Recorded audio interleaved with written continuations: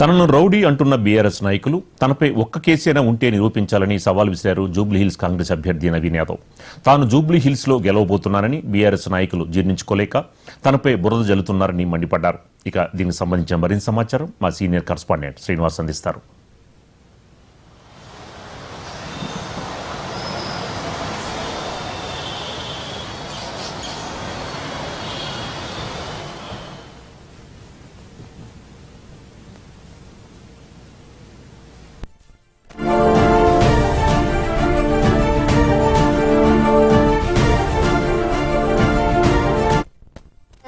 కాంగ్రెస్ అభ్యర్థి నవీన్ యాదవ్ ప్రచారం నిర్వహిస్తున్నారు. ప్రస్తుతం మనతో పాటు నవీన్ యాదవ్ ఉన్నారు. అన్న, ప్రచారం ఎలా సాగుతుంది? ఏ విధంగా ముందుకు పోతున్నారు? చాలా పాజిటివ్ గా ఉంది. చాలా హ్యాపీగా ఫీల్ అవుతున్నాం. మేమంతా పబ్లిక్ రెస్పాన్స్ ని బట్టి మేము చాలా హ్యాపీగా ఫీల్ అవుతున్నాం. ఈ రోజు మాకు కాంగ్రెస్ ని ఇక్కడ గెలిపించుకోవడానికి పెద్దలు మా ఆయిలన్న, మా గణేష్ అన్న cantonment MLA and Aluru MLA పెద్దలు కూడా మాకు కాంగ్రెస్ పార్టీని గెలిపించుకోవడానికి వచ్చినారు. వాళ్ళని కూడా అడగండి. ప్రజల స్పందన చాలా బాగుంది.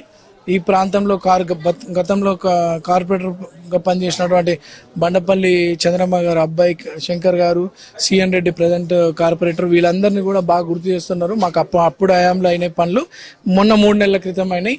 మధ్యలో ఎప్పుడు కూడా బీఆర్ఎస్ ప్రభుత్వం మాకు పనులు కాలేవు అని చెప్పి జనాలు చెప్తా ఉన్నారు. ఈ రోడ్స్ శాంక్షన్ అయిపోయినాయి, వాటర్ లైన్ శాంక్షన్ అయినాయి, ఆల్రెడీ బంచ్ కేబుల్ కూడా వేయించినారు. వాళ్ళు హ్యాపీగా ఉన్నారు. వీటితో పాటు మాకు సన్న బియ్యం వస్తున్నాయి, రేషన్ కార్డులు వచ్చినాయి అని చెప్పి కూడా జనాలు చాలా హ్యాపీగా ఉన్నారు. హ్యాపీగా ఉన్నారు అంటున్నారు. కాంగ్రెస్ మాయ మాటలు నమ్మొద్దని బీఆర్ఎస్ ప్రచారం చేస్తున్నారు. 2 ఏళ్లలో కూడా ఎలాంటి అభివృద్ధి చేయలేదంటున్నారు. ఏం చెప్తారు? బీఆర్ఎస్ మాయ మాటలు నమ్మి మోసపోయినందుకే 2023లోనే జవాబు ఇచ్చారు జనాలు. 2023లోనే బీఆర్ఎస్ ఖతమైపోయింది. ఇప్పుడు కొత్త కాదు. ఇప్పుడు హైదరాబాద్ నగరంలో ప్రజలంతా కూడా తెలుసుకుంటున్నారు. మోసపోయినాం గత ప్రభుత్వానికి ఓటేసి, బీఆర్ఎస్ ఓటేసి అని ప్రజలు కళ్ళు తెలుసుకున్నారు. ఈ రోజు జూబ్లీహిల్స్ తో, మొన్న మా అన్న ఏరియా కంటోన్మెంట్ తో జవాబు చెప్పినారు.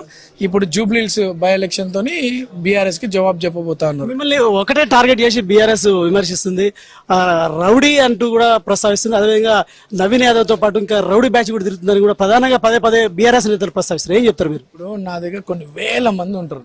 ఒక్కరి మీద ఏమన్నా క్రిమినల్ కేసులు ఉన్నాయా? ఒకరి మీద ఏమన్నా చూపించమనండి. ఎవరు రౌడీలు, ఎవరు గుండాలు? వాళ్ళ గత ప్రభుత్వంలో అనేక అరాచకాలు చేసినారు. గవర్నమెంట్కి అండగా పెట్టుకొని, పదవిని అడ్డం పెట్టుకొని సామాన్య ప్రజలని అనేక తప్పుడు కేసులు ఇరికించి ఇబ్బందులు పెట్టినారు. యువకులు హోటళ్లు నడుపుతుంటే హోటళ్లు బంద్ చేయించినారు. చాలా ఇబ్బందులు పెట్టిన వాళ్ళు రౌడీజం చేయాల్సిన అవసరం కర్మ మాకు లేదు. మా ప్రజలకి మేమేందో తెలుసు. వాళ్ళు ఈరోజు వాళ్ళు చేసినటువంటి అభివృద్ధిని ముందుకు చూపిస్తూ ఓట్లు అడగాలని నవీన్ యాదవ్ పర్సనల్ గా టార్గెట్ చేసి ఏమేస్తుంది? నవీన్ యాదవ్ పర్సనల్ గా నవీన్ యాదవ్ మీదకి ముఖ్యమంత్రి స్థాయి మనుషులు వస్తున్నట్టే వాళ్ళ ఓటమిని వాళ్ళు అంగీకరించినట్టే అని ఈ సందర్భంగా తెలియజేస్తూ ప్రజల ఆశీస్సులతో మంచి మెజార్టీతో కాంగ్రెస్ పార్టీ గెలవాలి. ఈరోజు సభ దేనికోసం? సాయంత్రం సభ పెడుతున్నారు. దేనికోసం సభ? నేను పెడతలేను, ఫిలిం ఫెడరేషన్ వాళ్ళు పెడుతున్నారు. వాళ్ళకి దాదాపు ఒక 2 months నుండి యూనియన్స్ అందరు కూడా వేజెస్ పెంచాలని చెప్పి వాళ్ళకి ఇష్యూ ఉండే ప్రొడ్యూసర్స్ తోని. అది ముఖ్యమంత్రి గారు చొరవ తీసుకొని ప్రొడ్యూసర్స్ ని, కార్మికులందరినీ కూడా కూర్చోబెట్టి వాళ్ళకు జరగాల్సినటువంటి వాళ్ళకి హక్కు ప్రకారం వాళ్ళకి ఏవైతే వేజెస్ పెరగాలో అది ముఖ్యమంత్రి గారు మాట్లాడి వాళ్ళ ప్రాబ్లం సాల్వ్ చేసినాడు. సో వాళ్ళ ఫెడరేషన్ వాళ్ళంతా కూడా ముఖ్యమంత్రి గారికి కృతజ్ఞత సభ పెడుతున్నారు. దానికి రాజకీయానికి ఎటువంటి సంబంధం లేదు. జూబ్లీహిల్స్ ఉప ఎన్నికల్లో ప్రస్తుతం జరుగుతున్నటువంటి పార్టీల మధ్య ఉన్న మాటల తూటాలు పేలుతున్నాయని చెప్పొచ్చు.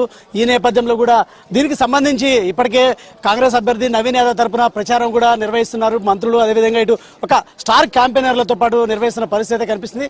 చూడాలి మరి అంటే రాను మరి ఇంకా ఏ విధంగా ఉండబోతుంది, పార్టీల మధ్య ఈ ప్రచారంలో కూడా ఎలాంటి విమర్శలు ఉండబోతున్నాయి అనేది మాత్రం చూడాల్సిన పరిస్థితి.